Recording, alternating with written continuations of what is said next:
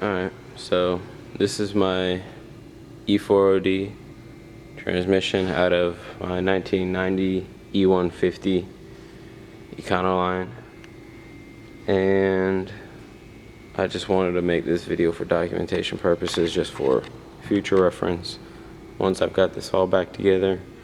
This is my first transmission overhaul.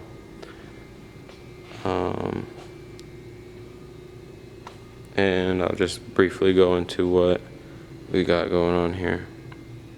So originally a transmission wouldn't shift from second to third or fourth gear, so I had no third or fourth gear, just first and second. Did some work to the valve bodies and whatnot, putting in these Transgo kits, thinking it might have been a stuck 2-3 shift valve or something.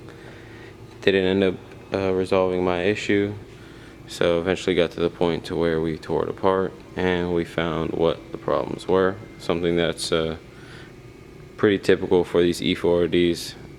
One guy says 75% of the E4ODs he encounters have this issue, and that's specifically with the lock snap ring on this fourth clutch.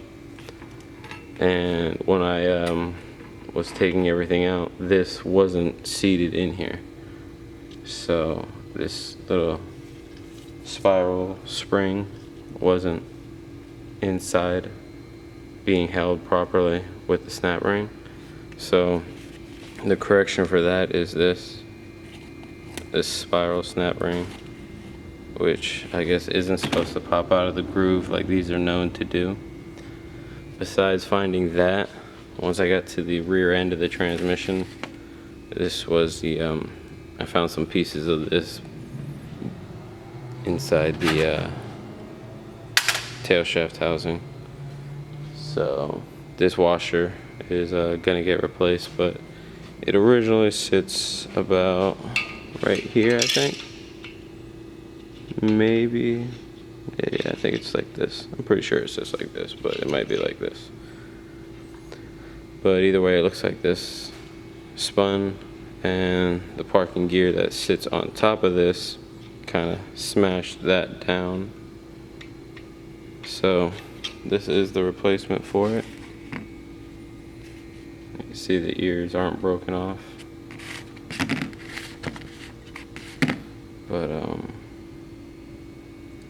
this is what we'll put in as a replacement. And I'm gonna put basically everything back together how it was, with the exception of replacing all the seals, changing out some of the bushings. Since I bought a bushing kit, I bought all the washers, just in case anything besides that one was broken, but most likely I only need that one from it. I will change out anything that looks scored or damaged, but most of these bushings probably not going to be putting in. I'll just hold them as spares for when it seems like the time's right, if I need to do this again or do something over, because I'm not replacing any of the clutches on this. So all the clutch packs and everything are kind of just going to go back together as they were originally, and we're going to just hope for no slippage. So I will be changing out this bushing in here though, because it does not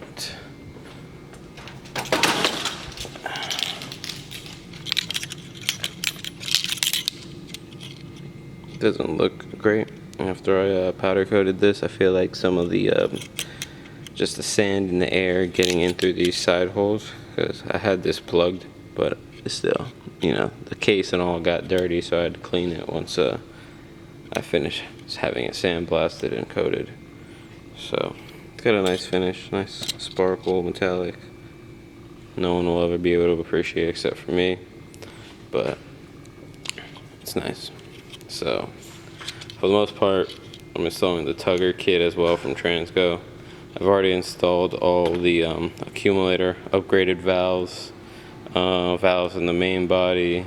I put all the new stuff inside the pump. The last thing I need to do is drill out the holes to my sizes for this plate, the accumulator some kind of programming plate. Like I said, this is my first transmission overhaul rebuild, so I don't know everything. I just know what I've been researching and trying to learn.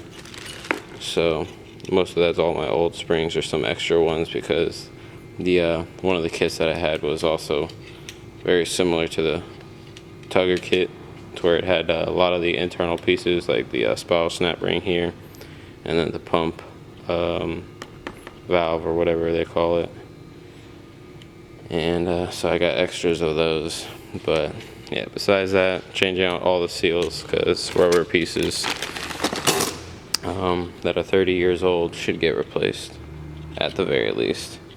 And if I need to do this again, you know, in a couple years or something, hopefully no less than that, I don't have an issue with that. But I don't want to throw more money at this thing than I originally paid for the vehicle.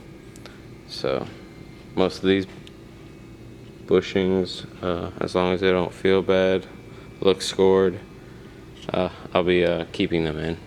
But the seal on the pump, I'll probably change out. Like I said, the bushing in the extension housing, it's definitely going to get changed.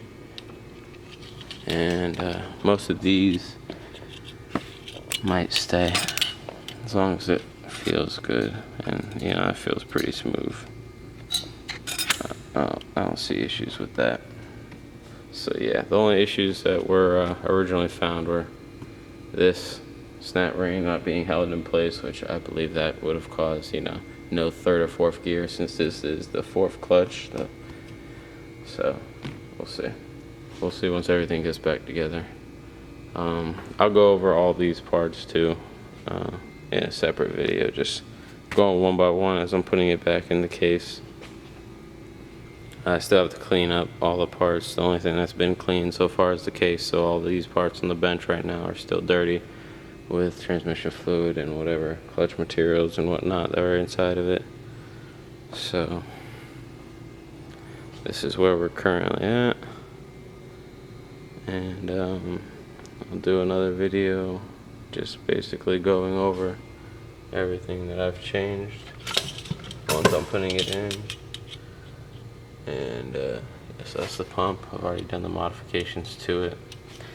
I haven't torqued it down to spec just yet for the pump.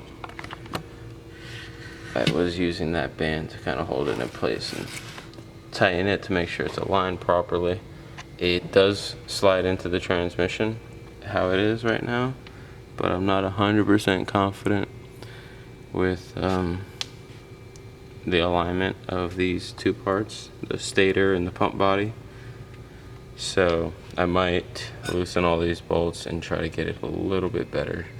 Like I said, it fits, it goes in there, but what concerns me, if you might be able to see inside these holes, you can see the lip of the other hole. So this is, I think, the pump part. Yeah, the pump body, and then the back one's the stator. So inside every hole you can kind of see that lip. On this one you can see it at the bottom. Right there you see that clear as day. If you go on the other side you'll see it at the top. So I think I want to try to align that better, even though it's got no interference to the bolts. It slides into the transmission. But like I said, this is my first transmission rebuild, and I just want to double check everything to make sure nothing goes wrong. So this is where we're at. This is where I'll leave you, and then I'll go over the individual parts once they're clean and ready to go back in the case.